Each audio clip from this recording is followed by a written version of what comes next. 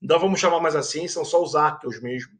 São seres unicelulares, são seres procariontes, geralmente autotróficos quimiosintetizantes, mas como você já deve estar lendo aqui, deixa eu pegar só meu marcador bonitinho, que eu gosto muito dele, eles podem ser autotróficos ou heterotróficos, anaeróbicos ou aeróbicos, mas a maioria é autótrofo, quimiosintetizante, quebra elemento químico inorgânico, obtém energia para conseguir chegar à sua sobrevivência, beleza?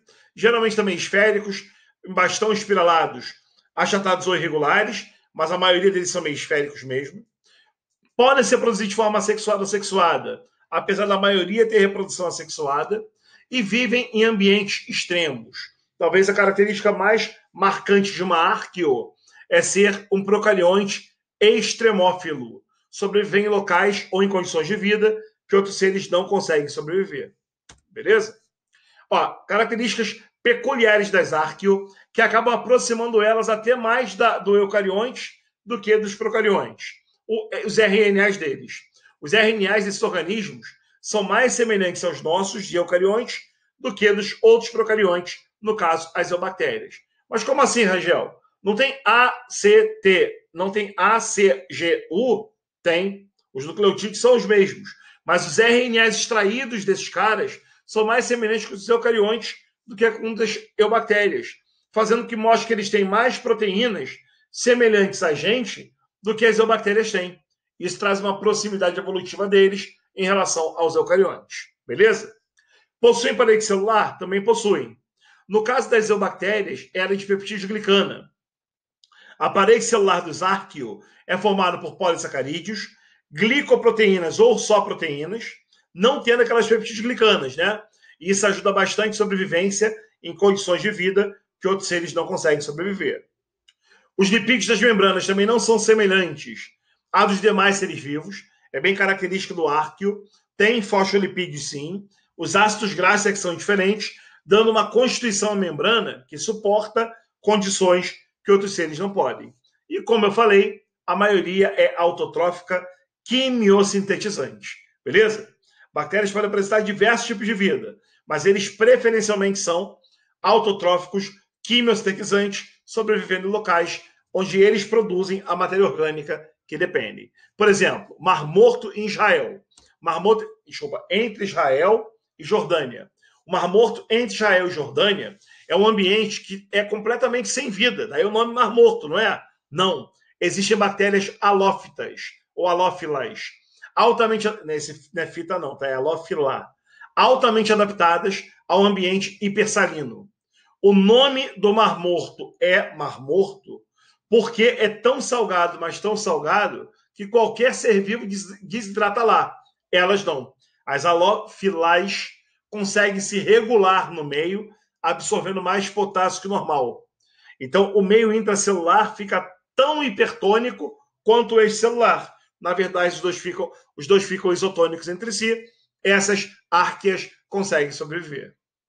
Árqueas termófilas são procariontes que vivem em fontes termais de grandes profundidades. Chegam a atingir 98 graus Celsius de temperatura. Gente, nessa temperatura a água ferve.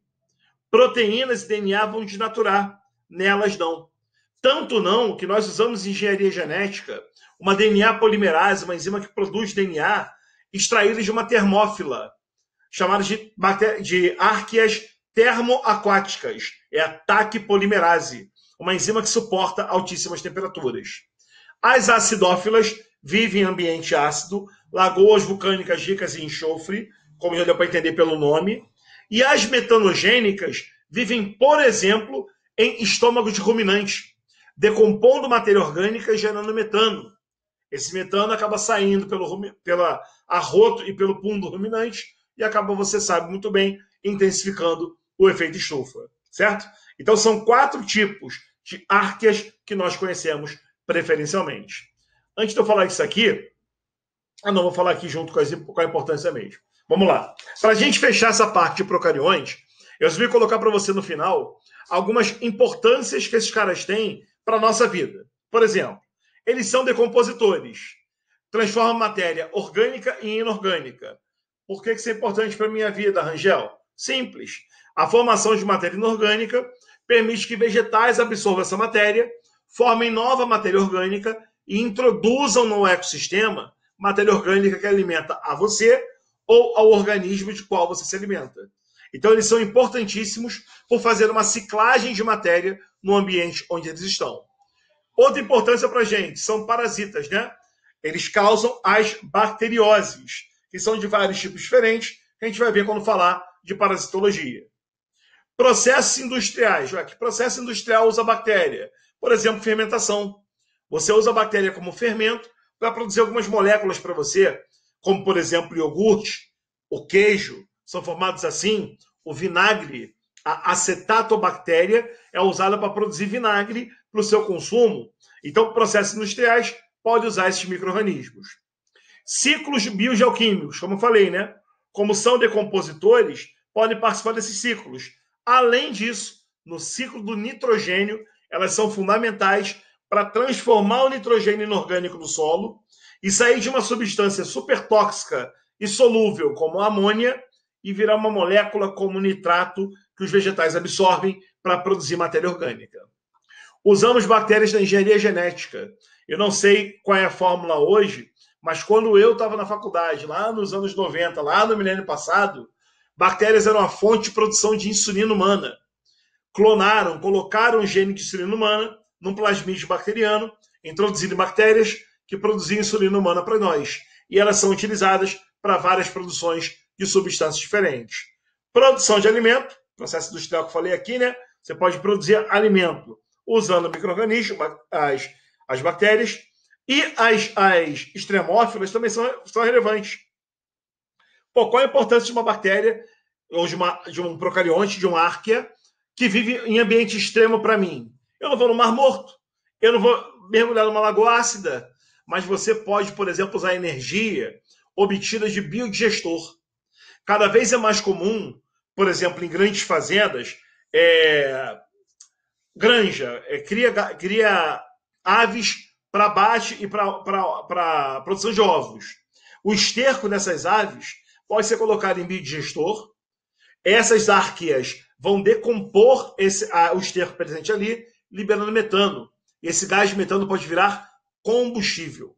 Biodigestores podem transformar matéria orgânica em combustível que abastece seu carro, sabe, GNV? Metano. Biodigestor pode gerar metano, que vai ser queimado gerando energia elétrica, ou seja, também são bastante importantes para o seu organismo. Essas aulas todas, então, tiveram como objetivo para você fechar o conhecimento sobre os seres procariontes.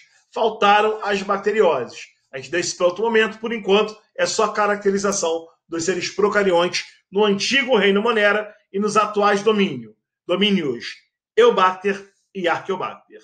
Mas já se despedindo, valeu, galera. Bons estudos, atenção sempre. Esses seres são muito importantes para o nosso conhecimento. Valeu, até mais.